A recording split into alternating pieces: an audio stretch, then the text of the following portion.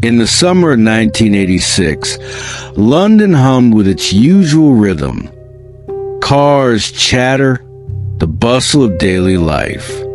But for one young woman, an ordinary Monday turned into one of Britain's most haunting mysteries. Her name was Suzy Lamplugh, a 25-year-old estate agent. Smart, ambitious. With her whole life ahead of her, she walked out her office one July afternoon for an appointment.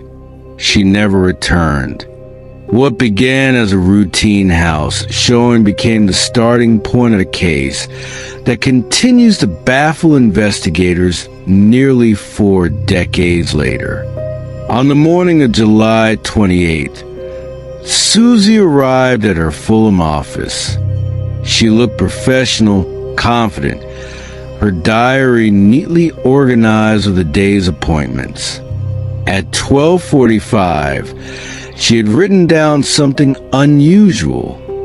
Mr. Kipper, 37, Shorroads Road. No one in her circle recognized the name. It wasn't a regular client. But for Suzy, it was business as usual. Show the house, secure a lead, return to work. At 12:40, she signed out her office keys and slipped behind the wheel of her white Ford Fiesta. That was the last time her colleagues saw her alive. At around 1 p.m., several witnesses noticed a young woman outside the vacant property on Shorroads Road. She fit Suzy's description. With her was a man in a suit, neatly dressed, carrying what some described as a bottle of champagne wrapped with ribbons. It was a detail that would stand out for its strangeness. Why champagne for a house viewing? The two were later seen leaving together, possibly in conversation, possibly in disagreement. No one knew where they went. By evening, concern grew. Suzy had not returned to her office, and her friends and family couldn't reach her. Later, her car was discovered a mile and a half away. The driver's door was unlocked. The handbrake had not been applied. The ignition key was missing. It looked as though she had left in a hurry or been forced out. From that moment, the Lamplugh family's nightmare began. The police investigation moved quickly. Mr. Kipper was the first mystery. Who was he? How had Suzy come to arrange the appointment? Despite weeks of appeals, no man by that name ever came forward. The name itself, unusual, almost mocking, became a ghost in the case. Detectives chased hundreds of leads. Witness statements trickled in. Some claimed to have seen Suzy leaving in a car with a man. Others swore they had heard raised voices. But the details clashed and nothing solid emerged. Attention eventually turned to suspects. Among them was John Cannon, a convicted killer with a history of violence against women. By the early 2000s, Scotland Yard publicly named him as a prime suspect in Suzy's disappearance. The circumstantial evidence was troubling. Cannon had been released from a prison hostel not long before Suzy vanished. He was known for using false names, and the description of Mr. Kipper bore some resemblance to him. Yet despite years of investigation, the evidence never reached the level required for charges. As the years passed, theories multiplied. Some believed Suzy had been specifically targeted, that someone had tracked her schedule and used a fake identity to lure her to Shorroads Road. Others suggested it could have been a stranger crime of opportunity, a dangerous man who happened to cross her path that day. Still others pointed to John Cannon, whose violent past made him a most likely candidate in the eyes of detectives, even without proof. In 1993, 7 years after her disappearance, Suzy Lamplugh was declared legally dead, but the absence of a body left an unbearable void for her family. In her memory, her parents founded the Suzy Lamplugh Trust, a charity dedicated to promoting personal safety and supporting victims of stalking and violence. From tragedy came a legacy of protection for others, but the wound of not knowing never healed. Over the decades, there have been searches of garages, gardens, and farmland, sparked by new tips and shifting suspicions. Each time, hopes rise. Each time, nothing is found. And so, the questions remain. Who was Mr. Kipper? What happened when Suzy left Shorrolds Road that day? Why has no trace of her ever been recovered?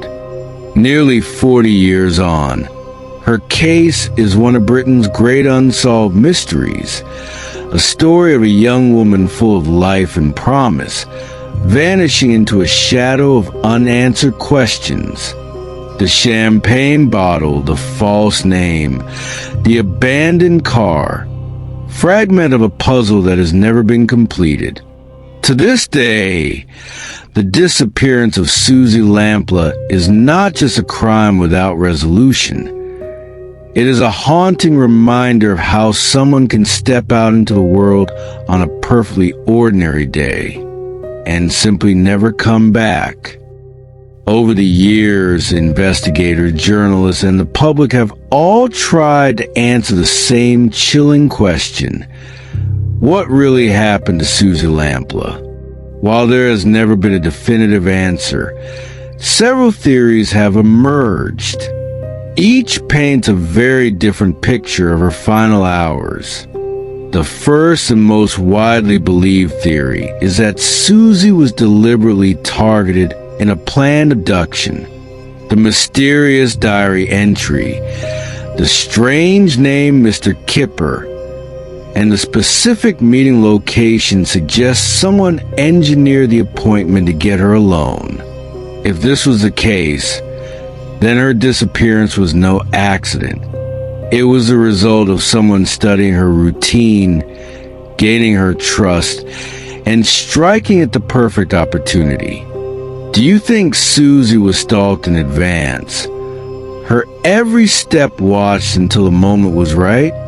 Another theory suggests the crime may have been more opportunistic. Estate agents often met strangers, sometimes in vacant homes, often without much oversight. Could Suzy have encountered a dangerous individual who took advantage of the situation?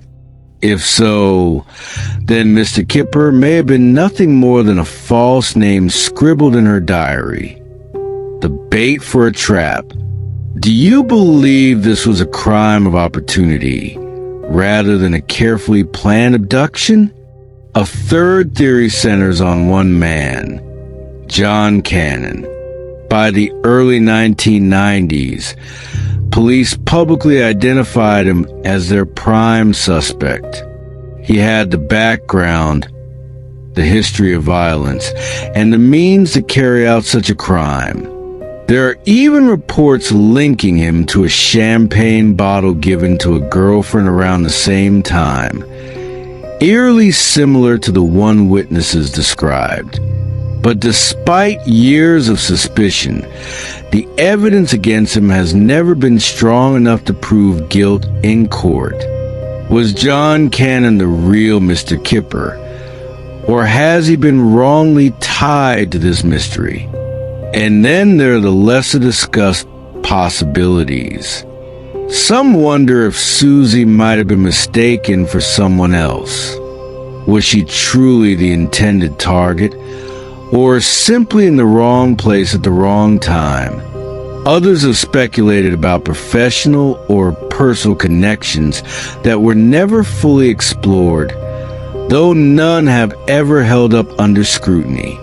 What makes Suzy's case so haunting is that every theory feels possible, yet none can be proven. The false name, the champagne bottle, the abandoned car, they are fragments of a story with no ending. Nearly 4 decades later, one truth remains. Somewhere, someone knows what happened to Suzy Lamplugh. Until that person speaks or new evidence is uncovered, her fate will remain one of Britain's most enduring unsolved mysteries. So what do you think?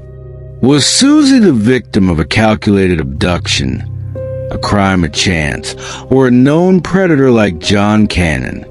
Which theory makes the most sense to you? And which one do you believe the police should focus on?